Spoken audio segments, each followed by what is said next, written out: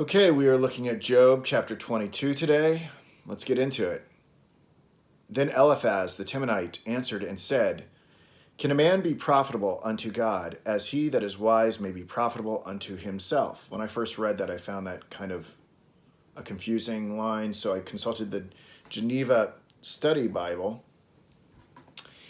and it translates it into the modern parlance. Though man was just, yet God could not profit from this his justice, and therefore when he punished him, he had no regard to his justice, but to his sins. The idea here is that Job's justice does not bestow any benefit unto God. He's got some secret sin that Eliphaz has not proved. He's just accused Job of having over and over again.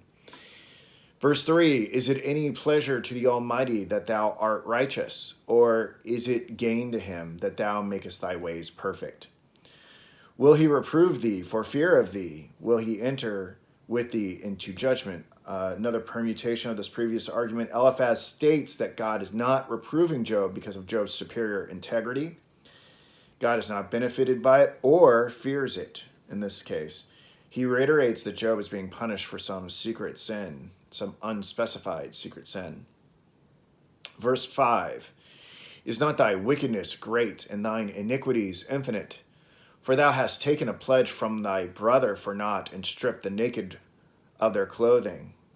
I thought this was curious. I consulted the Geneva Study Bible to how to translate this into modern speak.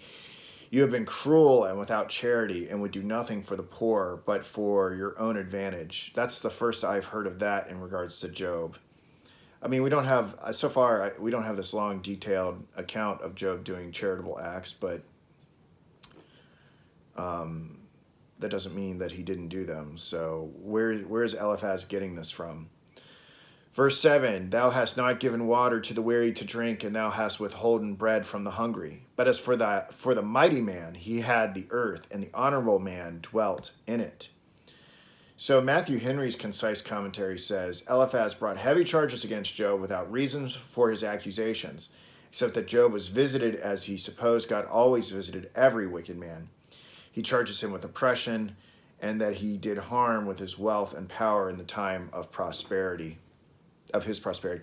So the mighty men were the only ones that were benefiting from this.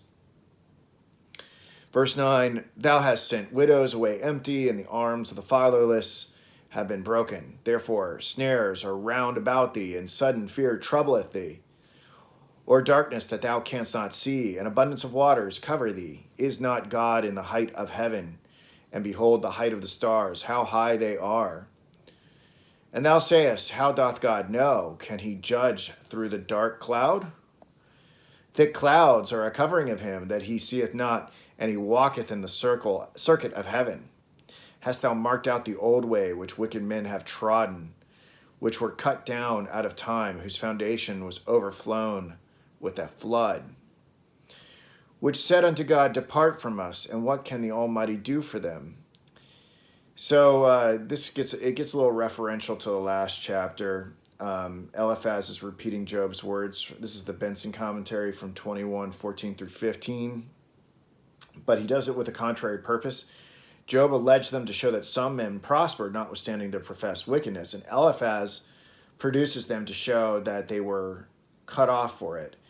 And what can the Almighty do for them? Thus did that wicked generation whom Noah had in vain called to repentance, as it were, defy God, contemning both his threatenings and his promises. And verse 18, yet he filled their houses with good things, but the counsel of the wicked is far from me. So, again, this is another reference to Job 21:16. This is from the Cambridge Bible for Schools and Colleges. Eliphaz expresses his abhorrence of the ingratitude and evil principles of such men. Repeating those words of Job from 21:16. But while Job referred to the worldly prosperity of such persons in spite of their ungodliness, Eliphaz lays stress upon their sure destruction and how the righteous see in their downfall an illustration of God's righteous rule of the world. Verse 19, the righteous see it and are glad, and the innocent laugh them to scorn. Whereas our substance is not cut down, but the remnant of them the fire consumeth. Acquaint now thyself with him, and be at peace. Thereby good shall come unto thee. Receive, I pray thee, the law from his mouth, and lay up his words in thine heart. If thou return to the Almighty, thou shalt be built up. Thou shalt put away iniquity far from thy tabernacles. Then shalt thou lay up gold as dust, and the gold of Ophir as the stones of the brooks. Verse 25, yea, the Almighty shall be thy defense, and thou shalt have plenty of silver. Again, I mean, look, this is just, I'm not trying to be a jerk, but, this is a pretty materialistic argument. And it's not recognizing what Job has, I think, effectively pointed out, that the wicked do prosper. For then shalt thou have thy delight in the Almighty, and shalt lift up thy face unto God. Thou shalt make thy prayer unto him, and he shall hear thee, and thou shalt pay thy vows. Thou shalt also decree a thing, and it shall be established unto thee, and the light shall shine upon thy ways. When men are cast down, then thou shalt say, there is lifting up, and he shall save the humble person. He shall deliver the island of the innocent, and it is delivered by the pureness of thine hands. All right. See you later.